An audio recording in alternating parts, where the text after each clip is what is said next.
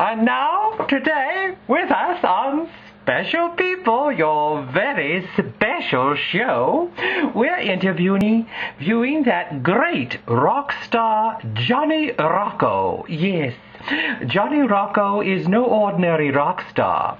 He is Mr. Nostalgia, because instead of going with the contemporary beat, he goes back to the 60s and the 50s, when most of us were young, and he captures that in his mood and in the very ambience of his show.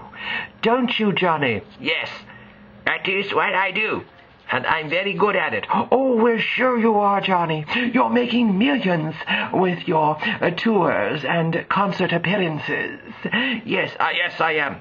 People like me. But, unfortunately, most of them are old, your age. Oh, I see. Well, what is it exactly that you do in your act, Johnny, that is so innovative and yet so nostalgic? Well, of course, I play the old tunes. And, of course, people love them, because most of the music now that they play, no one can understand. It's just all noise. Well, I certainly can see that. I don't even attend concerts. I think I would be hurt if I did. Most of us don't. But in my concert, you can actually hear the lyrics, and many people actually sing along as I sing the old favorites. When you say old favorites, Johnny, could you give us a sample of your usual repertoire that you perform when you're in concert for us? Of course. The Four Seasons tunes and the Shirelles and many other of those combinations that were so popular in the 60s. Yes. And I add my own flair. As you can see by the way I'm dressed, I reflect the very outfits that they wore in the 60s and 50s.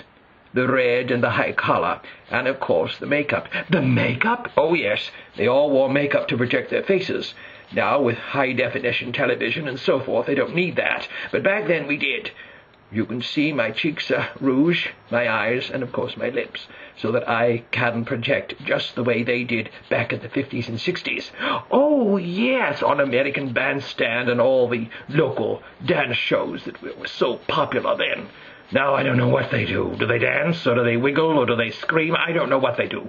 But back then there was some order, some routine, something to do to make you feel good and not come out of a theater exhausted and all confused and dizzy with all the drugs and all the smoke and all that nonsense. No, we were clean kids. Oh, yes, of course.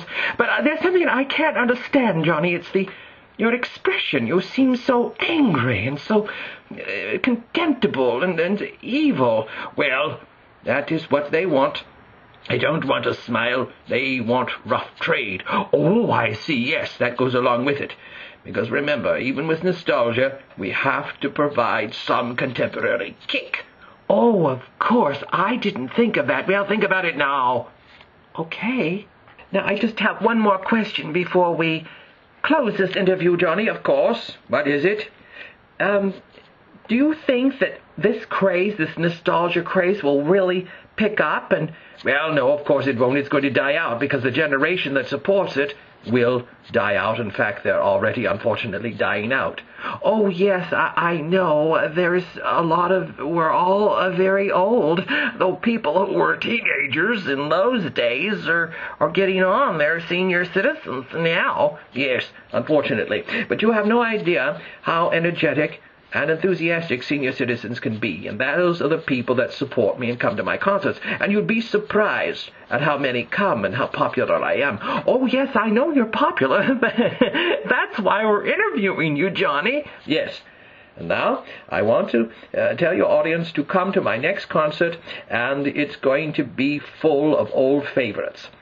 Yes, I'm Johnny Rocko, and I am preserving the rock and roll favorites. And I want everyone to know that. Please. Thank you, Johnny, and we're so impressed with you, and we're so happy that someone is actually going back and preserving all those wonderful tunes and keeping them alive. You are indeed the Lawrence Welk of rock and roll. I'll take that as a compliment. Goodbye now. Goodbye, Johnny, and thank you for being with us.